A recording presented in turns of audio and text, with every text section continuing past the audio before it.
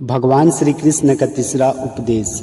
दोस्तों, आपने घर के दरवाजे को लॉक करने के लिए लगाए हुए तालों को तो देखा ही होगा।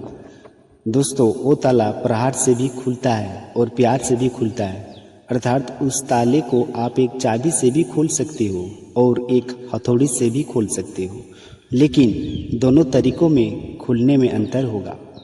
अगर आप उस ताले को प्रहार से खोलोगे तो वह ताला फिर से काम में नहीं आएगा, किंतु यदि आप उस ताले को उसकी चाबी से खोलोगे तो वह ताला सदा काम आएगा।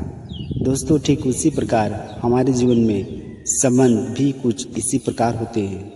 हमारे जीवन के आनंद रूपी धन की रक्षा करते हैं, किंतु प्रेम से यदि अगर क्रोध से किया जाए तो वे किसी काम के नहीं रह जाते हैं।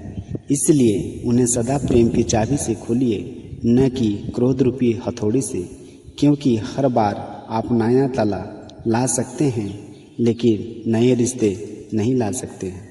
भगवान श्री कृष्ण का चौथा उपदेश।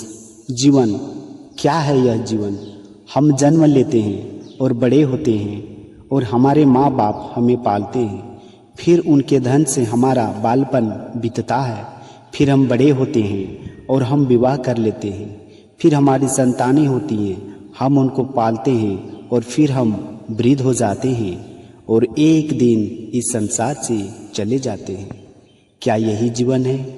दोस्तों, आपके और हम भी के जीवन में यह प्रश्न कई बार आता होगा, है ना? अब मैं आपको एक जल के जीवन के बारे बताता हूँ। सागर से भाप बनकर उठता है, मेघ बनकर बरसता है और फिर नदी बनकर फिर से सागर में समावेश करता है, किंतु कभी ये प्रश्न नहीं करता कि उसका जीवन क्या है और उसका उद्देश्य क्या है। कैसे? आइए जानते हैं। जल हर भाव जीता है और जितना बन सके देता जाता है। जब सागर में होता है तो असंख्य जीवों को जीवन देता है। जब सागर से भाप बनकर मेघ बनता है तब किसानों को आशा देता है कि फसल पुनः उपजेगी।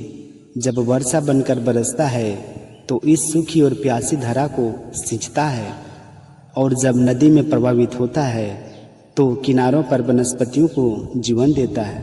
परंतु जरा ये सोचिए कि क्या ये जल कभी ये सोचता होगा कि उसका जीवन क्या है और उसके जीवन का उद्देश्य क्या है?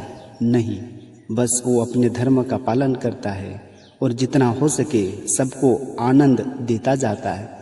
इसलिए जीवन में कभी भी ये प्रश्न मत कीजिएगा कि ये जीवन क्या है और इस जीवन का उद्देश्य क्या है। बस इस जीवन को अच्छे कर्म करते हुए जियो और जितना हो सके सबको आनंद देते रहिए।